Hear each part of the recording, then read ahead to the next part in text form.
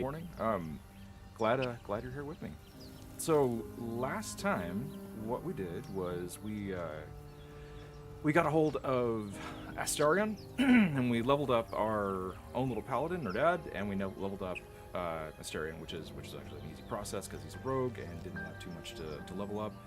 And we also leveled up Shadowheart, and we left it right with us picking up Gale and needing to level up Gale. So that's the plan for right now. We're going to go ahead and level up Gale, and if we've got some time, we'll pick up Lae'zel. But it just depends on how much I want to talk about wizards, which, if you know me, you know I want to talk about wizards a whole bunch. So let's get going. Level 2 wizard. Here we go. So level 2 is a great level for wizards. And that is because they pick their school. And so, yeah, we can see here that Gale is an evocation wizard.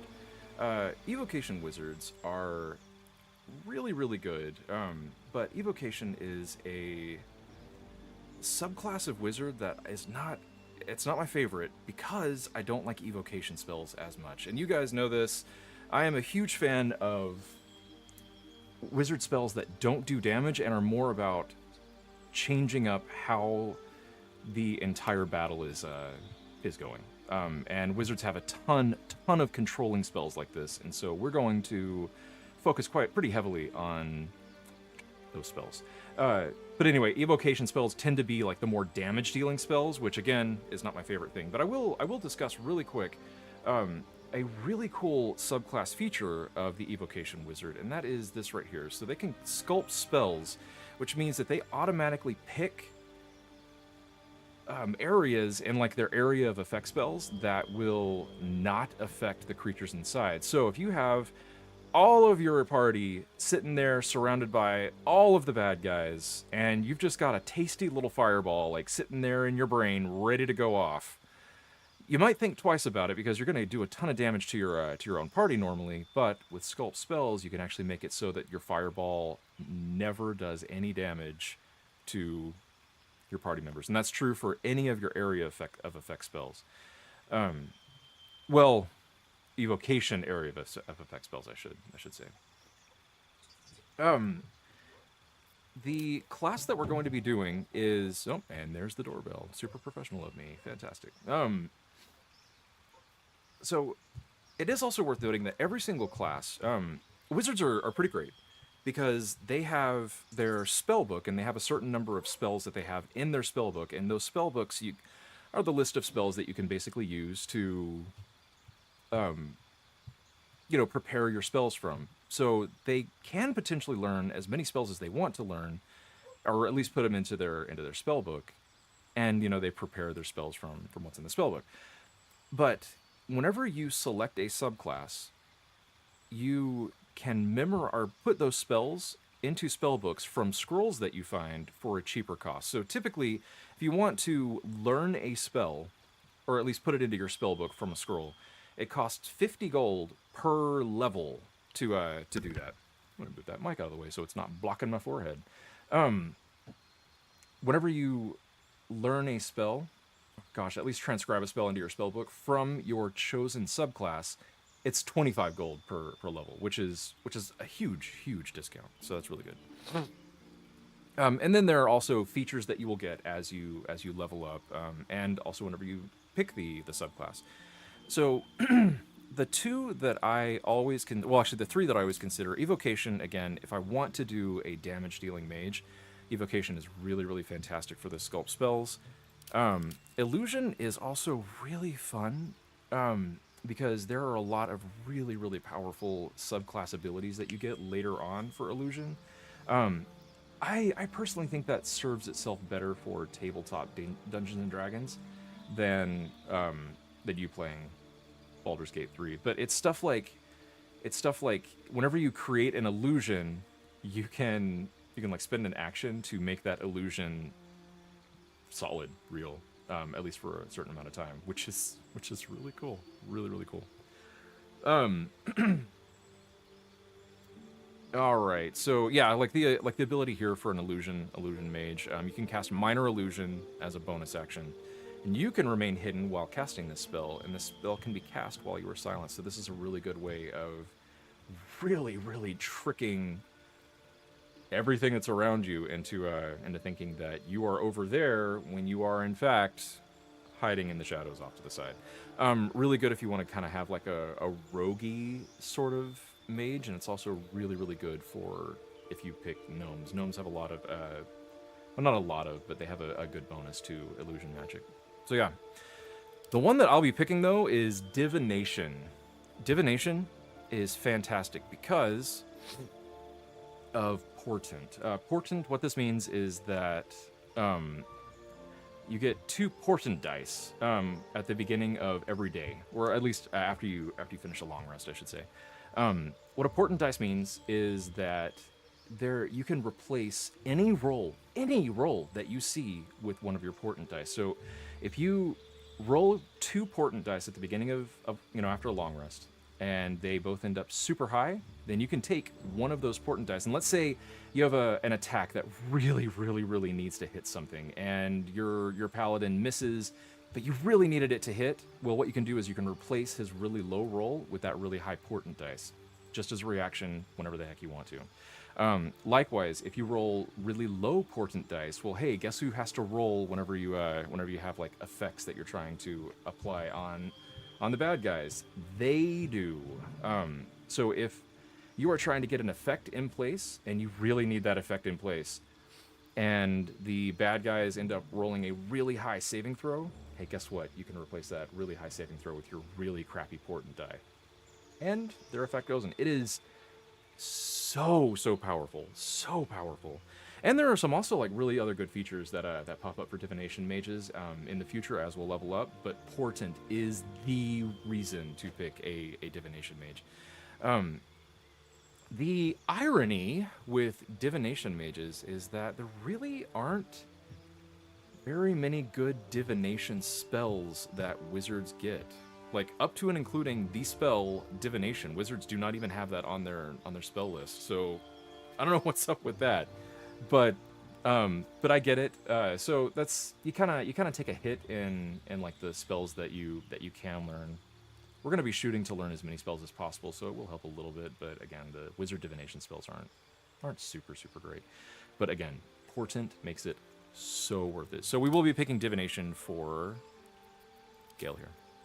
All right, wizard spells. So we're gonna go through these and we'll talk about these for a little bit. So again, I will add the caveat here that I just don't like flat damage spells on mages. There will be one exception that we'll get to at level 5, and we'll talk about that when we get there. Spoiler alert, it's Fireball. So Burning Hands, this is just flat damage. It's an area of effect spell, so I mean that is kind of nice. Charm Person. Charm Person is good. What this does is, so whenever you cast this on a target, you will get advantage on charisma checks against that person.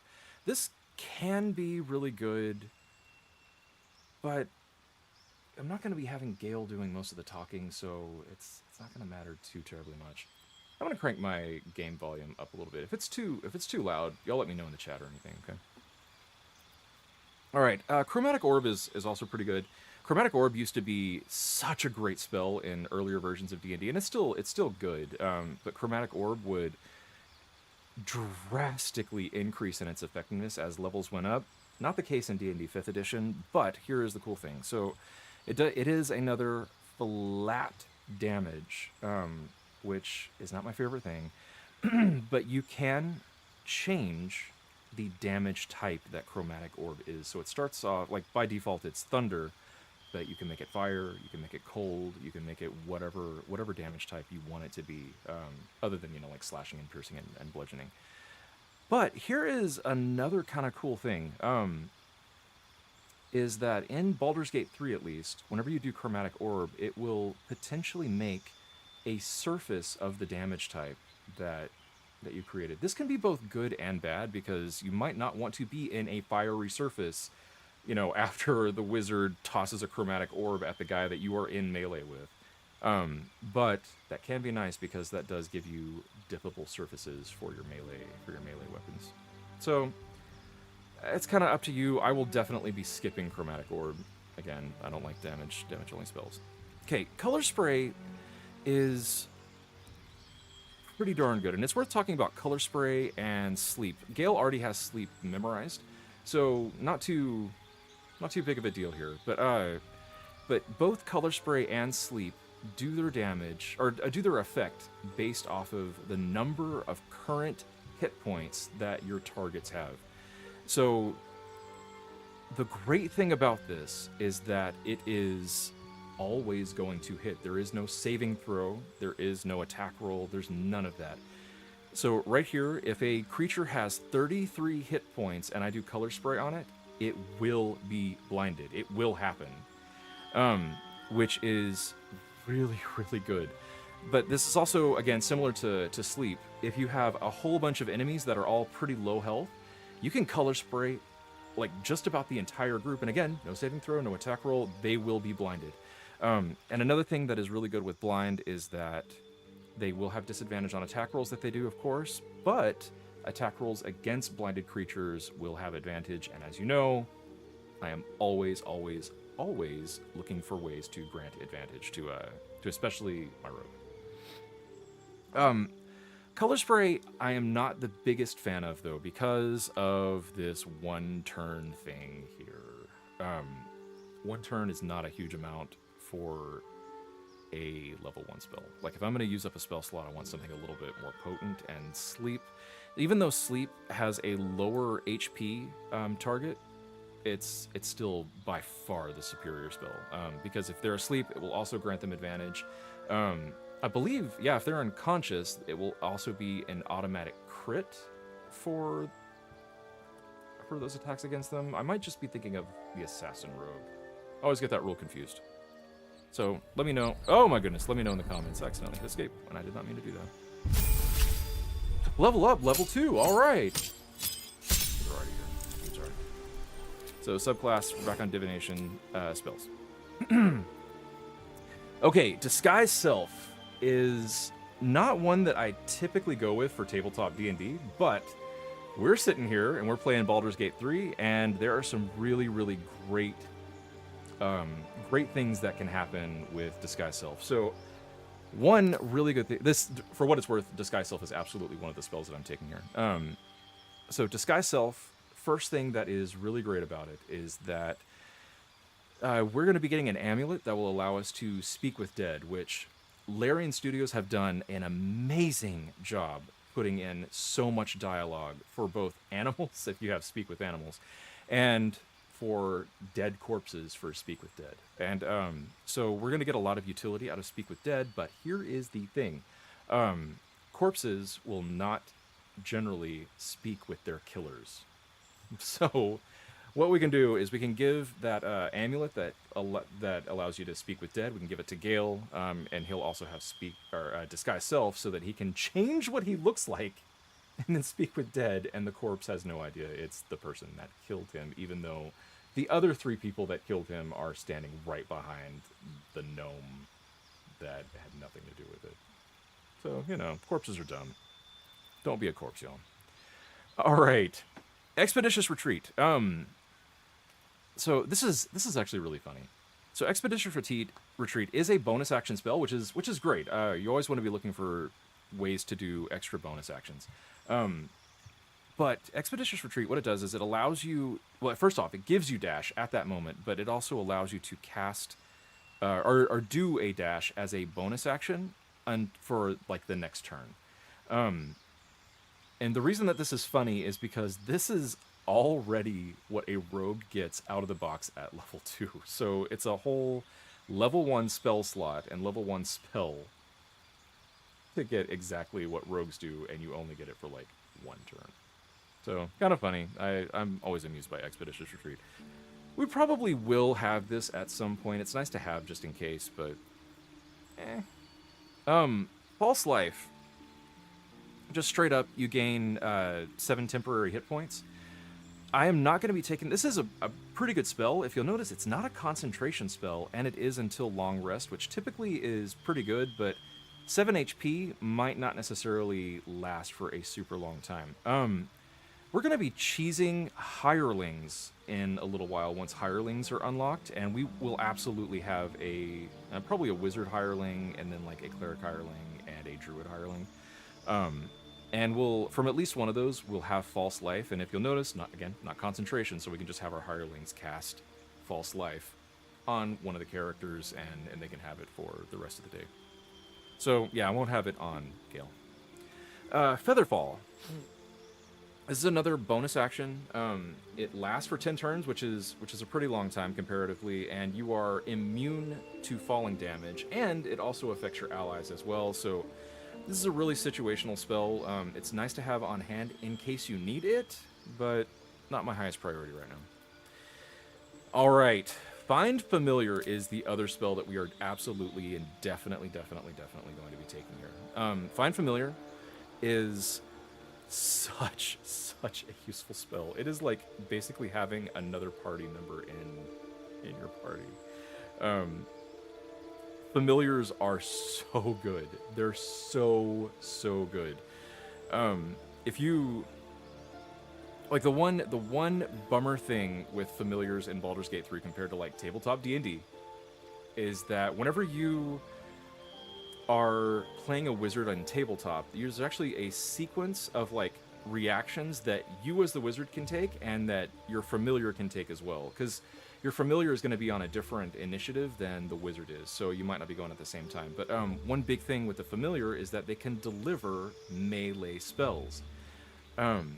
So you can like basically cast your spell onto your familiar, and then they drop off the melee spell for you, which is great. Which is so great.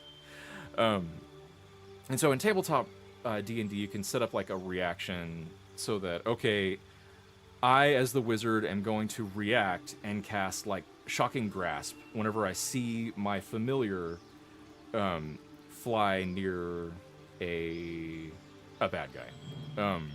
And then the familiar, you can have a reaction saying that whenever the mage casts Shocking Grasp on me, I'll deliver it, or something like that. I can't remember the exact details, but suffice to say, using reactions, you can have your familiar deliver melee spells. You can't do that in Baldur's Gate 3, which is a big bummer, because Shocking Grasp is a really good cantrip that I would normally take on a wizard, because Shocking Grasp does, it does okay damage, but it also prevents the target that gets hit from taking reactions, which means that they can't do opportunity attacks, which means that it is a perfect way to get out of range. I will still probably be taking Shocking Grasp, but it is kind of a bummer not being able to deliver it through your familiar at range. It's bummer, but I'll take it. The familiars also have a lot of cool stuff, like they can go through like the bars of a jail cell.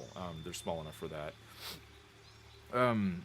They also typically have like something special to their attacks. Not always, but they can. So like I'll be using the Raven, I believe. And the Raven, one of the things is whenever it does an attack, it will temporarily blind its target. And hey, as we just learned, blind will grant advantage to the thing that is blind, to things that attack the blinded target. I'm always on the lookout for those. Ice Knife is a very good damage spell. It both has a single target component and it also has an AoE component, which is really nice. Like AoE spells are pretty rare this early on in the game. Really good damage. It's a damage spell though. I'm not taking it. Enhanced Leap is just, it's right what it says on the box. You triple the jumping distance that you have. I haven't really gotten into too many situations where I would need to triple my jumping distance, other than just for convenience. This will be nice to have eventually, and we'll have it there eventually. Let me actually go back to Disguise Self. This isn't mentioned here in the spell description, but Disguise Self is something called a ritual spell. Ritual spells are really good spells to look for, and I kind of wish that they would mention if these things were ritual spells or not, because again, the rituals are so good. Ritual spells are spells that are basically cast for free outside of combat. So that means that we can cast Disguise Self on ourselves as many times as we want. It will not use up a spell slot. Find Familiar is another one of these. Is a ritual spell. All right, Magic Missile. Okay, so this is one of my exceptions to my absolutely no damage dealing spells rule. And the reason for that is because if you'll look, these magic missiles always hit their target. That's pretty huge. Like if you need something to hit, magic missile is your answer. It also does shoot 3 magical darts. They all do a small amount of damage, but that means that you can focus all of your darts on a single target, or you can spread them out and have this almost be like an AOE spell. This is the best damage dealing spell in first level. We also have here Protection from Evil and Good. Check out my episode 2 stream for an at-length discussion of Protection from Evil and Good. Ray of Sickness. Poison is a great status effect to have on your enemies.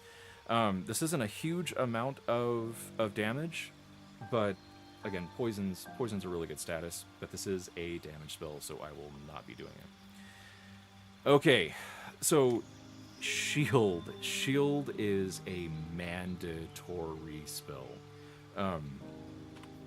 If it wasn't for the fact that Disguise Self is so good in Baldur's Gate 3, I absolutely would be taking Shield this level. It is like I'm still as I'm talking about it here, I am on the edge as to whether I'm taking Shield or Disguise Self. Shield, what this is it is a reaction. So if you get hit, and let's say your armor class is 15 and something hits you with like an attack roll of 18. What will happen is the game will automatically see that, oh, if you were to cast Shield, that attack would not hit. And so what this is as a reaction, you can say, oh, an attack's coming, oh no, ah! And you stick up a force field right in front of you, and the attack does not hit you. This is a really, really great spell, and it continues to be a fantastic spell throughout the entire rest of the game. Because you will regularly have attacks that hit you, but just barely, or even not even barely. Like an armor class difference of 5 versus the attack roll that's a big gap. So I mean, even late game, if we have Gale with like, let's say he's got 17 HP and something attacks him with a roll of 21, which is a huge thing. Boom, we cast Shield and it's good. Like this is a spell that is excellent for the entire rest of the game. And then this is another great spell. This is a concentration spell, and this is actually one of the few concentration spells that I will be taking, or will be at least looking for as we go through the game at level 1. Concentration, but what it does is it drops a creature down prone and basically stuns it. It cannot get up while Tasha's Hideous Laughter is in place.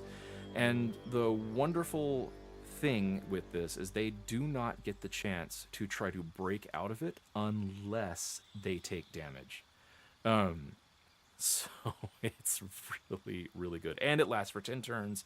As I mentioned last episode, 10 turns is basically a fight. So this Tasha's Hideous Laughter will remove an enemy from the fight until you basically have your party circled around it, ready to do a whole bunch of like critical hit with advantage attacks on that prone creature. I guess it wouldn't be critical hit because it's not unconscious, but at very least it is prone. It does grant advantage to things that are attacking it. So yeah, this would mean that you can leave a bad guy out of the fight. Once everything else is taken care of, you just line your party up around the laughing creature, and you just wail on it. And sure, that'll probably allow it to shake off the effect by then, but it will be dead at that point. So yeah, Tasha's is a great spell. So eventually for the level 1 spells that I will both be taking every level up and keeping my eye out for on scrolls are obviously Disguise Self and Find Familiar. And then I'll also be looking for Shield. I'll be looking for Tasha's Hideous Laughter. Probably I'll be looking for Magic Missile. And then some nice to haves would be Enhanced Leap, Long Strider, Featherfall. Maybe Color Spray, maybe Charm Person. I can leave those. All right. And let's talk about the spells that Gale already has. I do talk about this in episode 1 a little bit, but I'll just recap really briefly what we got here. So, Mage Armor, as long as you are not wearing any sort of armor, so like just cloth, you get an additional 3 armor class. This is big, and part of the reason that this is big is because, again, this is not a concentration spell, and it lasts until long rest. You also don't have to cast it on yourself. You can cast it on anything, which again, I was talking about hireling cheese. This is one of the things that we will be cheesing. We'll have a wizard hireling, and we're going to have the wizard cast mage armor on on Gale basically every morning. And that way, Gale doesn't have to use up a spell slot in order to have his mage armor up. But mage armor, absolutely first thing that happens every morning is Gale will be getting mage armor. This is big. Additional 3 AC is big. Fog clouds. This is situationally useful. One of the things that it can be useful for is it will blind everything inside of the fog cloud, and nobody can see into the fog cloud. So if I want Astarion to go and steal a ridiculous amount of things, I could just cast fog cloud, have him sneak in, have him steal everything, and no one will ever be the wiser. Find Familiar we talked about, and Grease. I'm going to talk about Grease here.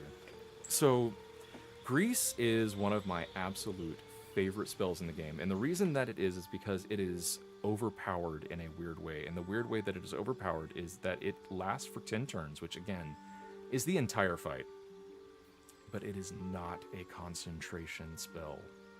So what happens is you cover a grounding grease. When creatures are moving in the grease, they can only move at half speed, so it prevents things from moving out of the grease.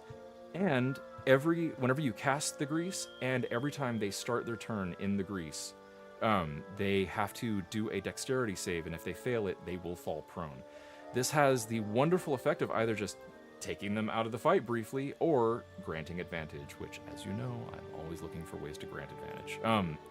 Grease stays useful the entire game. Grease is a wonderful spell.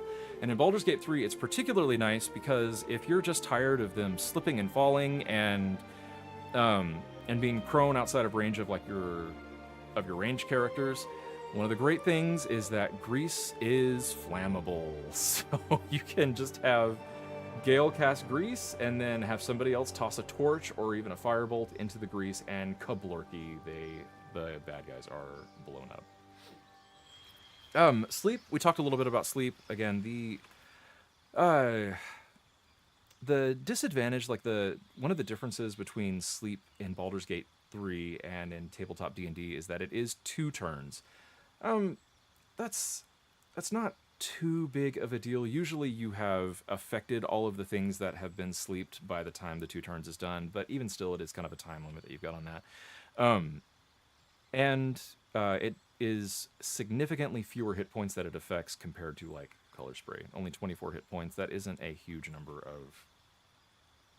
of enemies. It is worth noting, if you get slept, or slept, I don't know how you'd say that. Is that a past participle? If you get slept and you don't want to end the condition by having your guys take or commit damage on some of their party members, you can shove your party members, and the shove will not do any damage, and it will wake your guys up. All right, Witch Bolt. Witch Bolt is a really good damage spell, but it is a damage spell. I will not be using this too much. I'm going to go ahead. I do have a Disguise Self situation coming up here pretty soon, so I'm going to pop in that Disguise Self. And Thunderwave. Thunderwave is good. It is a damage spell, but it will push away all creatures and objects that are near you, which may give you just all the movement that you need to get out of a sticky situation. So I will actually not be doing Witch Bolt. I will be doing Find Familiar, because I do need to get my Familiar in place. So yeah, I'm happy with these choices, and we will accept Gale the Wizard. All right, and the first thing I'm going to do here is I'm going to go ahead and get myself a familiar. All right, so I'll cover the familiars here real quick. There is... Oh, and if you'll notice, I'm out of combat, and so it does have that ritual tag attached over to the spell here. And again, I wish that they had the ritual tag attached whenever you're actually selecting those spells, because it's a big deal to have a spell that is a ritual. So a cat, the big deal with a cat is that they can meow, and it will distract everything around it, and they will all go and pay attention to the meow, and they'll go over to the cat. This is really good for intentionally positioning things, but be aware that if you're intentionally positioning things and then you cast a fireball on the big huge group of bad guys that are now paying attention to a cat, you're gonna kill your cat in the process. This is where like having an evocation wizard might be pretty good. I will not be going with cat. So a crab it will inflict pinched. Pinched, not that big of a deal. All it does is it slows them down. That can be nice, but it's not nice enough. I will not be taking a crab. So a frog can, whenever it does damage, it can possibly, if they fail their a constitution save, impose disadvantage on dexterity saving throws.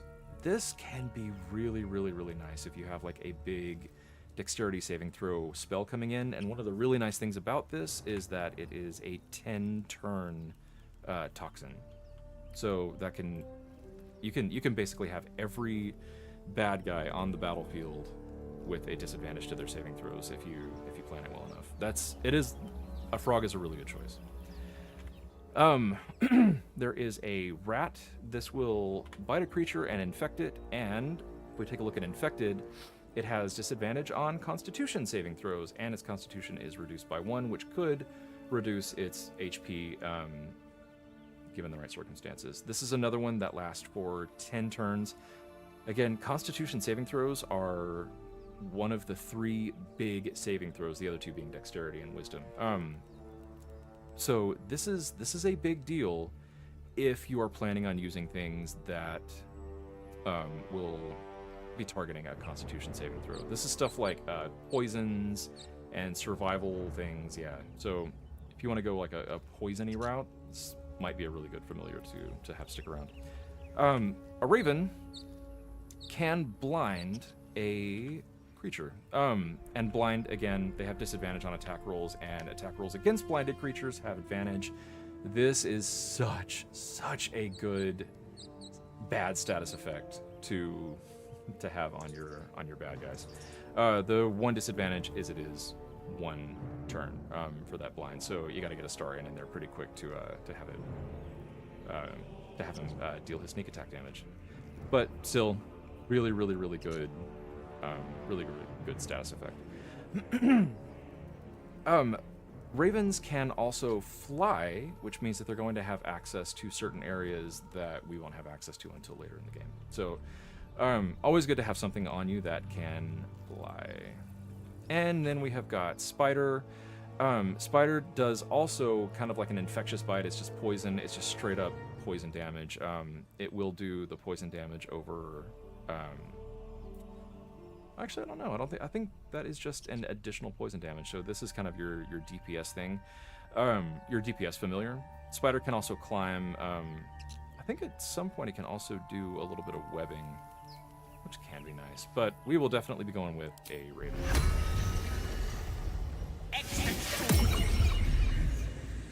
All right. And with that, we have leveled up Gale, we have got our familiar, and we're going to be stopping at this. Again, this was a super short stream today. I will be streaming again on Monday night around 9 p.m. Eastern Time, and I will have that scheduled stream up on my channel. Thank you guys for joining, and